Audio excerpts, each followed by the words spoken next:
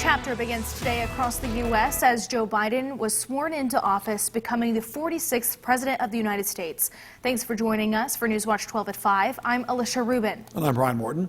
During the ongoing pandemic and the recent Capitol riots, today's inauguration ceremony was certainly one to remember. Joe Biden brings unprecedented experience to the presidency, and taking office today, he faces unprecedented challenges. The transfer of power has taken place through heightened security and during a pandemic that has now taken more than 400,000 lives in the United States.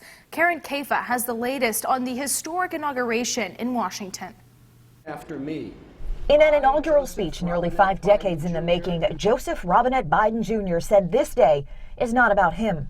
Today, we celebrate the triumph not of a candidate, but of a cause, the cause of democracy. Delivering remarks on the west front of the U.S. Capitol, looking out on a national mall not filled with people, but with flags, Biden, now the 46th President of the United States, acknowledging extraordinary challenges that face the nation and his presidency. To overcome these challenges, to restore the soul and secure the future of America, requires so much more than words.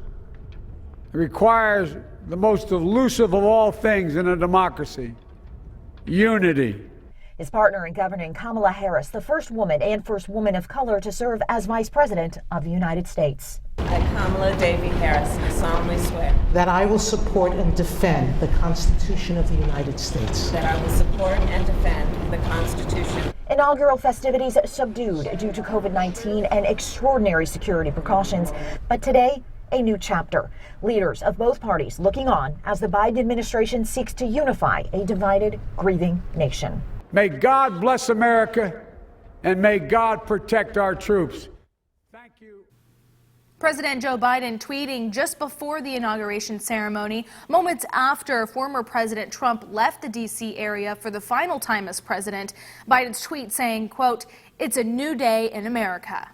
And Vice President Kamala Harris also took to Twitter saying ready to serve. Her first tweet as vice president and the first woman, first African American, first Asian vice president.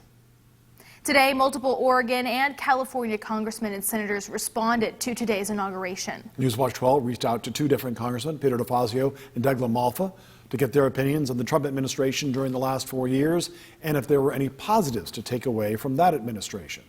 They offered an image that they were doing things to help people, but there was no follow through. I can't, to tell the truth, think of it. Yeah, there were some small, cuts for middle income folks. But when you increase a deficit by $3 trillion and most of the money goes to millionaires and billionaires, and just a little bit goes to everybody else, I can't say that's that helped.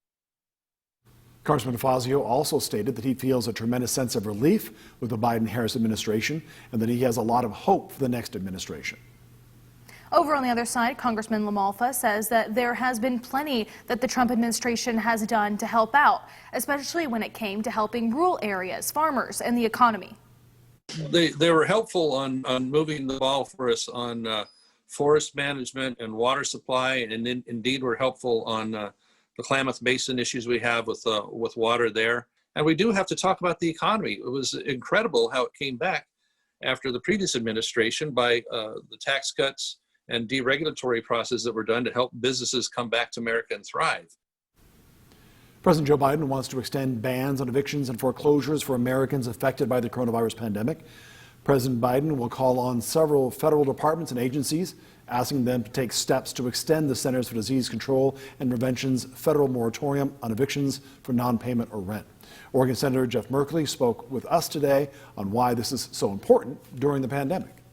Certainly on mortgages, we have to work out an arrangement where the mortgage that has been delayed through forbearance, where the unpaid bills are added onto, if you will, added on to the principal of the mortgage rather than being demanded all at once, because otherwise you're facing massive foreclosures in America. That extension would go on until the end of March. It's a signal from the incoming administration that immediate action is needed in order to stabilize housing for an estimated 25 million renters and homeowners at risk of losing their homes.